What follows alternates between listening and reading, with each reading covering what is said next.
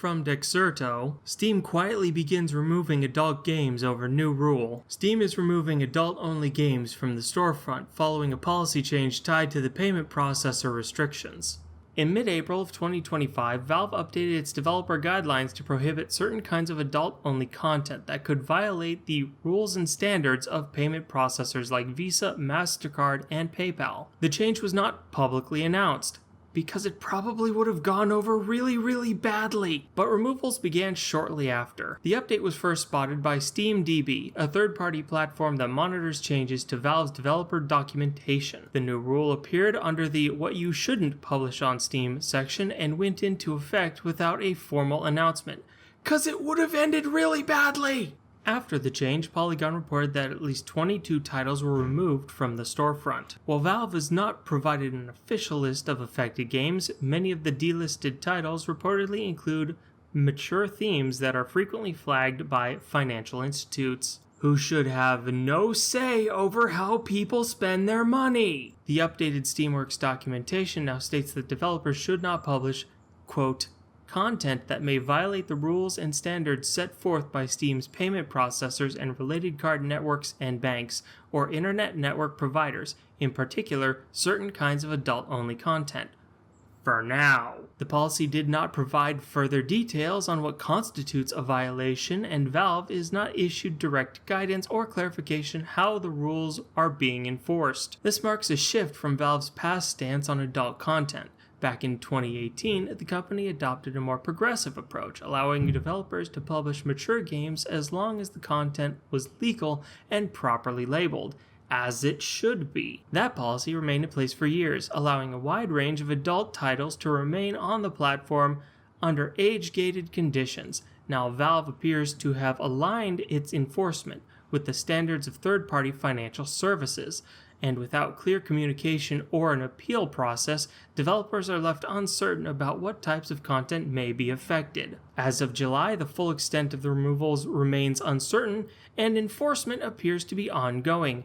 Valve has not commented publicly on these changes. It won't end here. The idea of controlling entertainment through delisting, debanking, and denying service has been a thing for a decade now. Manga Library Z shuts down in November 2024. After 14 years, Manga Library Z will shut down its online service on November 26, 2024. According to the announcement, it is due to the site having trouble with credit card companies and the like these past few years. Manga Library Z is an online service that allowed people to read out-of-print manga series, while also providing income to the original artists in the form of ad revenue. Sounds like a really good thing, doesn't it? Some of the series that the site hosts are exceptionally rare and are only available in digital format. Ken Akamatsu, the creator of Love Hina and now a Japanese politician, created Manga Library Z, then J-Comi, back in 2010. At the time, online manga libraries were quite rare, but Manga Library Z managed to survive even with more competition than ever. The announcement then gave more details on why the site has to go down. This is due to payment services like credit card companies cutting ties with them. Since this would lead to a loss of income, Manga Library Z tried to protest this, but the companies didn't budge on this decision. Without money, the site can't give any profits back to the authors, so it's decided to shut down the site instead of betraying the artists' or fans' trust. It apologizes for this decision. This isn't the end of Manga Library Z, though. The site is looking for different ways to set up again. Some possibilities include crowdfunding or becoming a non-profit. Over on Japan Today, Dojinshi manga and anime chain announces memorandum on Visa Mastercard credit card payments. Melonbooks is one of Japan's largest sellers of doujinshi, independent producers of manga and anime arts. However, as of next month, customers will no longer be able to pay for their Melonbook purchases with two of the world's most major credit cards. On November 8th, Melonbooks announced a memorandum on payment with Visa and Mastercard, with statements on both Melonbooks' official website and through its official Twitter account, as seen here. We are deeply sorry for this, but it has come about that Visa and Mastercard credit card payment options will be suspended as of December 19th, 2024. says Melonbooks. We apologize for being unable to prevent inconveniences to our customers. No reason for the discontinuation of Visa and Mastercard payments is given, but the most probable explanation has to do with the sort of products Melonbooks deals in.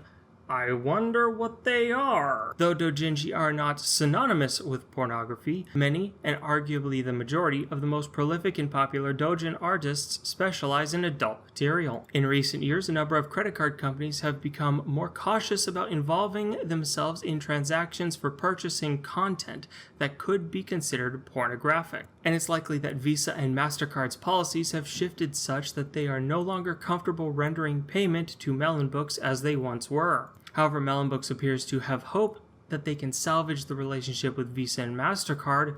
They won't. This is part of the censorship plan. While Melonbooks' statement emphasizes that the memorandum is permanent in regards to online sales, it says that it is working to reinstate Visa and Mastercard options at physical Melonbooks stores, with some locations once again being able to accept payment through cards in late December. This seems to suggest further that adult content is a sticking point, as in-person transactions allow a more reliable customer age verification than online sales. At the current time, though, there is no timetable for reinstating in-store Visa Mastercard payments, and even customers who've already placed orders with Melonbooks could find themselves jammed up. In the case of orders that include items yet to be released, Melonbooks waits until all the items are in stock before shipping them. In the case of customers who paid using Visa or Mastercard for an order that won't ship until after December 19th, a payment error may trigger and prevent shipping. This is all part of the censorship plan. They want to control what you can and cannot see. They want to control what you can and cannot think.